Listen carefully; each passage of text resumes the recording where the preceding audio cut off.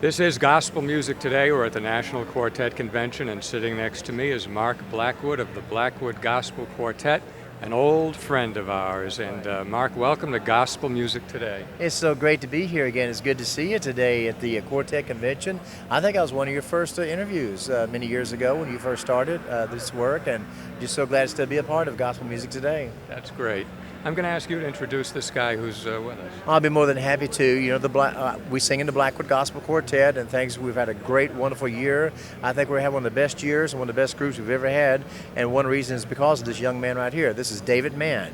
He's from Wayne County, Michigan. He now lives in Knoxville with us there, and he sings lead. He sings baritone in our quartet, and he's really contributing to our sound and our following. People are coming back to hear him, and our new tenor singer, Dale Evans. We've got a wonderful group. We're having a great time. We're glad to be here at the convention today, and we're excited about being in Sigourney, Iowa tomorrow while we're singing. Right.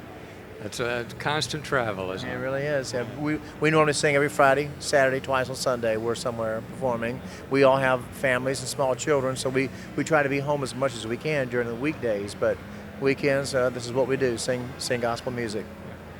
Let me ask David, what led you into gospel music?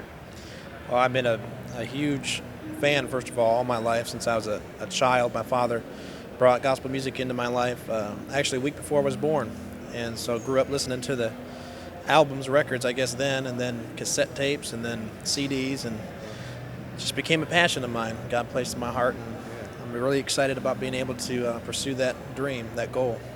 What were the groups that you liked when you were first becoming interested? Cathedral Quartet was a huge All the wrong influence. ones, yeah. Number one, actually, they're basically all I listened to up until I got into college. I met my wife in college up in northern Michigan, and they listened to a lot of family groups like the Hoppers, the Wisnets, and so it kind of introduced me to them. But I've been a quartet man my whole life, and that's where I'm glad to be right now, and that's where I like to stay. That's great. That's great. Now, Mark, I'm just thinking back. We're not in the same building. We're not even in the same state.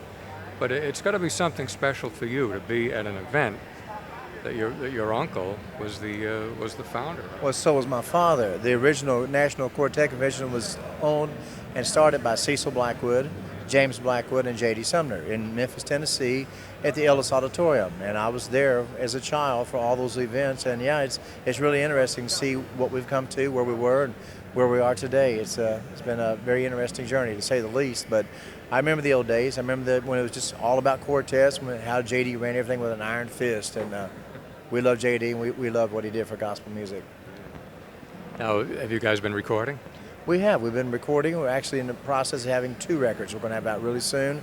We're excited about it. We will work on it this week, and hopefully in about 30 days we'll have finished product.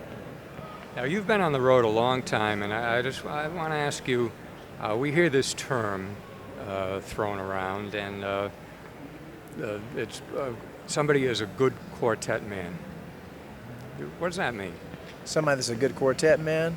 Well, that can mean different things to different people, but when I think of a good quartet man, that's somebody that is thankful for their job, what they do, contribute to the quartet, has a basic knowledge of where gospel music came from, and of course, love the Lord.